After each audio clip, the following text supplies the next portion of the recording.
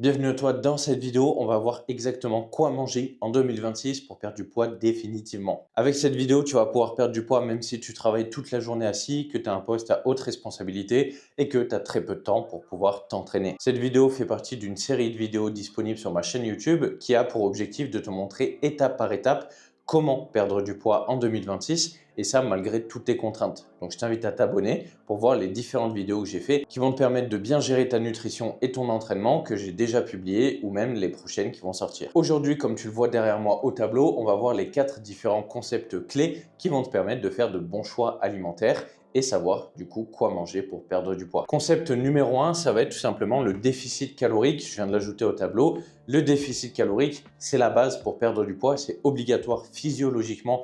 Tu es obligé de passer par cette étape pour perdre du poids. Et donc, c'est ce qui va nous permettre également de déterminer les 3 autres concepts sur le choix en fait alimentaire parce que on va le voir sur les autres concepts, mais si tu fais pas un déficit calorique derrière, tu ne perdras pas de poids et peu importe ce que tu manges, c'est-à-dire peu importe si tu manges de la salade, si tu manges du McDo, si tu n'es pas en déficit calorique, il n'y aura pas de résultat. C'est extrêmement important à prendre en compte, c'est vraiment la base que tu dois comprendre et accepter, c'est le déficit calorique pour perdre du poids. Donc ça, c'était le premier concept. Les autres vont être beaucoup plus intéressants, mais c'est extrêmement important de comprendre ce concept-là parce que sinon, eh bien, il n'y aura rien sans ça. Et pour le détail d'ailleurs, si tu ne sais pas ce qu'est le déficit calorique, j'en profite, c'est tout simplement le fait de consommer moins de calories que ce que tu vas dépenser dans ta journée. Tout simplement, tu vas brûler des calories, que ce soit en parlant, en bougeant, en marchant, en courant, en faisant de l'activité physique, bref, tous tes mouvements vont brûler des calories et admettons que tu brûles 2000 calories par jour, eh bien si tu manges 2200 calories par jour, tu vas prendre du poids. Par contre, si tu manges 2000 calories par jour, ton poids va se maintenir et si tu manges par exemple 1800 calories par jour, eh bien il est probable que ton poids descende, c'est même obligatoire, peut-être qu'il faudra descendre un peu plus bas, 1700 par exemple, mais bref, au moins, c'est clair pour toi sur ce concept-là. Concept numéro 2, ça va être le fait de gérer sa faim, car c'est extrêmement important dans un déficit calorique, dans une perte de poids, de correctement gérer sa faim. Et tu dois comprendre que tous les aliments ne se valent pas. C'est-à-dire que tous les aliments ne vont pas t'apporter les mêmes choses en termes de calories, en termes d'apport et également en termes de micronutriments, donc protéines, glucides, lipides, etc., les fibres, etc. Donc, c'est extrêmement important de comprendre aujourd'hui qu'aucun aliment se vaut et que du coup, il y a des choix qui vont se faire vis-à-vis de ce que chaque aliment va t'apporter, que ce soit le plaisir, etc. On y reviendra un petit peu après. Mais du coup, par exemple, si on prend une source de glucides qui va être les fraises, qui est un fruit finalement, 100 grammes de fraises, ça va t'apporter 30 calories, tandis qu'une autre source de glucides, par exemple les pâtes ou le riz, 100 grammes, on est à peu près à 370 calories. Du coup, tu te doutes bien que pour avoir les mêmes calories en fraises qu'en pâtes, c'est-à-dire en termes de calories que tu vas consommer, il faudrait que tu consommes pour 100 grammes de pâtes 1,2 kg de fraises pour avoir les mêmes apports. Et tu te doutes bien que avec cette différence de 100 grammes et 1,2 kg, ça ne va pas te rassasier de la même manière. On est d'accord. Pour te donner un autre exemple, les pommes de terre, ça va être 85 calories environ pour 100 grammes. Donc par rapport à des pâtes, c'est beaucoup moins important. Et du coup, il te faudrait quelque chose comme 430 grammes à peu près de pommes de terre pour avoir l'équivalent calorique en pâtes. Donc là, je pense que tu commences à comprendre le fait que il n'y a pas la même densité calorique dans chaque aliment et pourtant, ça peut être les mêmes sources de glucides, par exemple, le riz, les pâtes, les pommes de terre, ça va t'apporter principalement des glucides, mais ils n'ont pas tous les mêmes apports, tout simplement parce qu'ils ne se valent pas. Donc par rapport au point de gérer sa faim, en fait, ton objectif va être de faire une sélection d'aliments qui vont te permettre de manger en grande quantité sans t'apporter énormément de calories. Donc pour reprendre l'exemple, si tu as du mal à gérer ta faim, eh bien peut-être que remplacer le riz par les pommes de terre peut être intéressant pour toi, tout simplement parce que à quantité égale, tu auras beaucoup moins de calories sur les pommes de terre, donc tu pourras en manger plus pour avoir calories égales. Ok?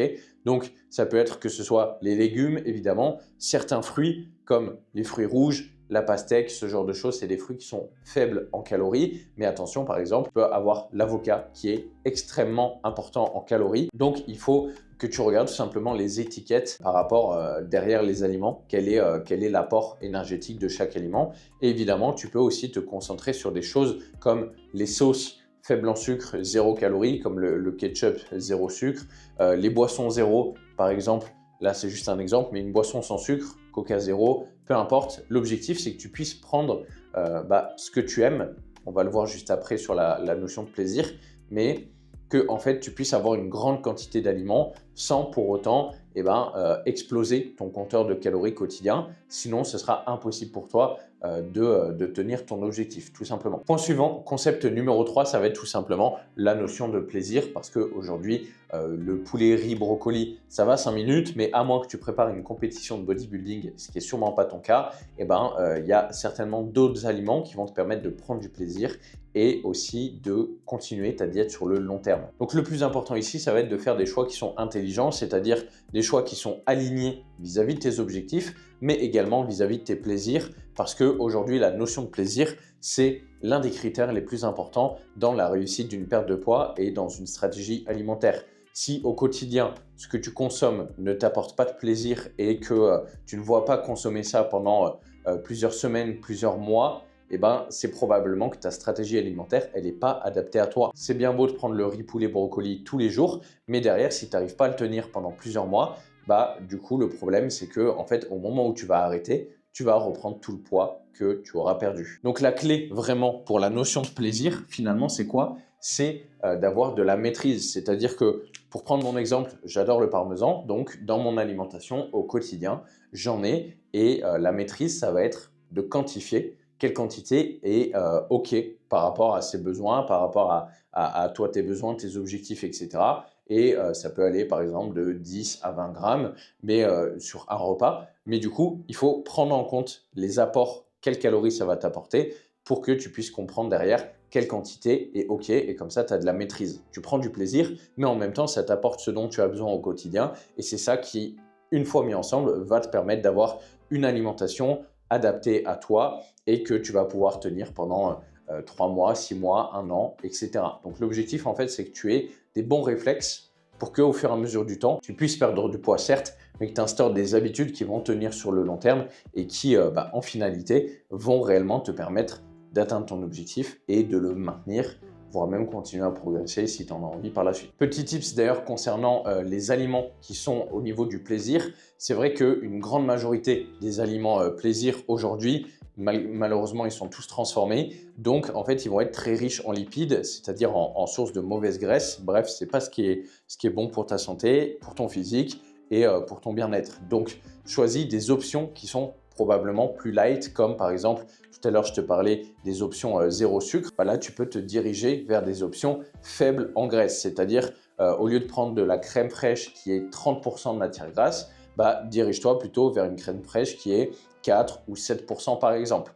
Comme ça, tu pourras en manger la même quantité qu'avant, mais par contre, en termes d'apport calorique, ce sera beaucoup moins important. Donc, ça ira mieux pour ta santé, pour ton plaisir, ce sera tout aussi plaisant au quotidien.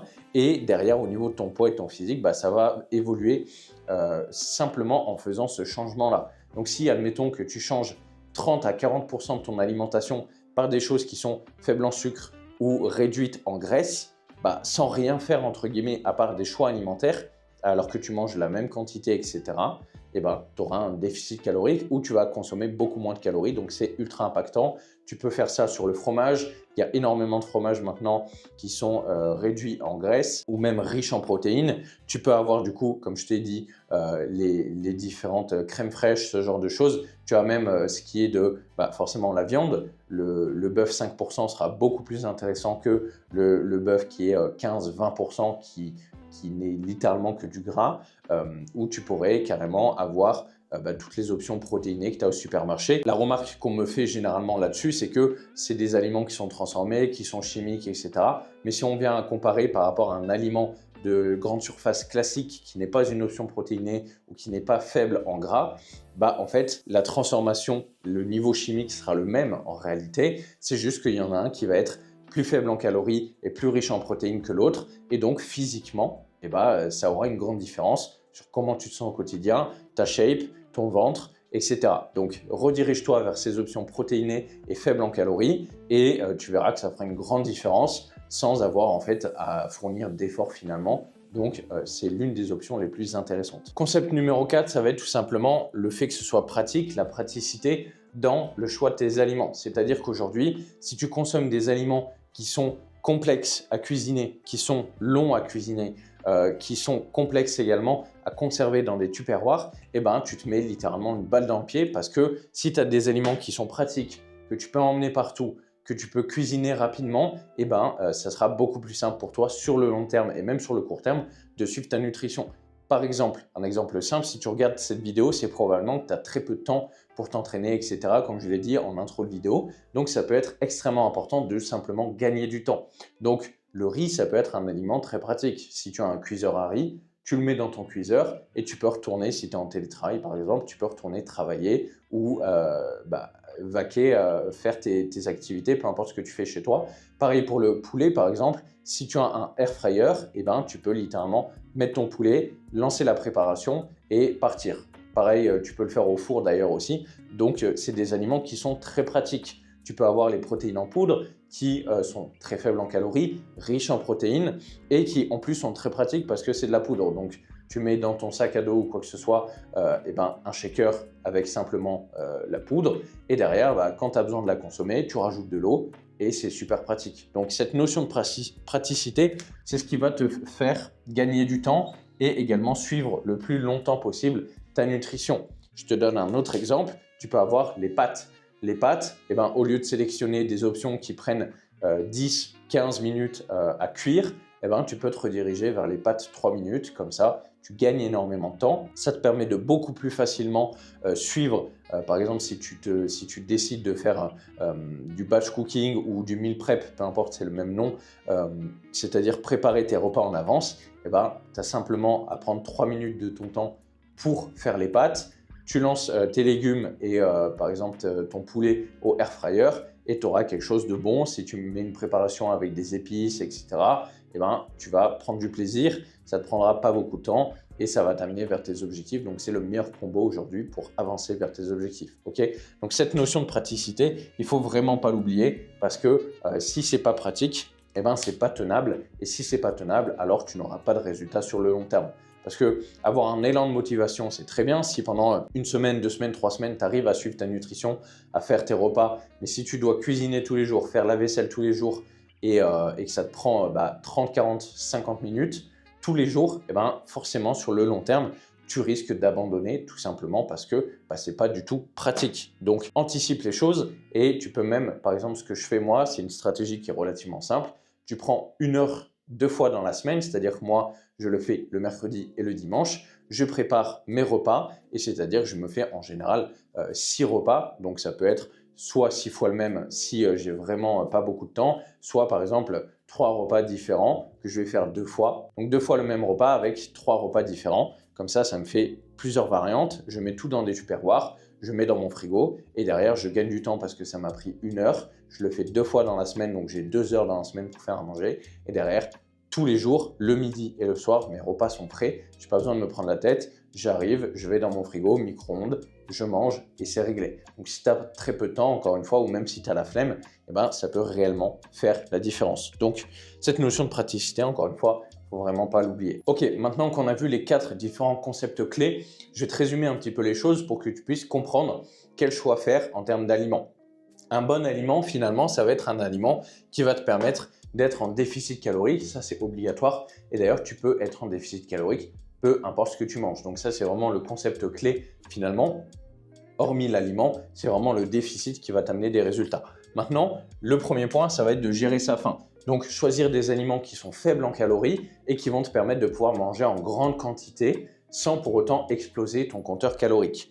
En plus de ça, une fois que tu as des bons aliments qui sont faibles en calories, il faut que tu sélectionnes des aliments qui sont plaisir, qui soient réduits en sucre, réduits en graisse éventuellement, et que tu peux consommer, que tu dois en fait consommer au quotidien régulièrement, soit tous les jours, soit plusieurs fois dans la semaine. Comme ça, tu as une notion de plaisir où en fait, tu prends du plaisir et en plus, ça va t'amener sur quelque chose où tu n'as pas faim dans ta journée, tu n'as pas de grignotage non plus et c'est faible en calories, donc tu peux manger une grande quantité de ces aliments-là.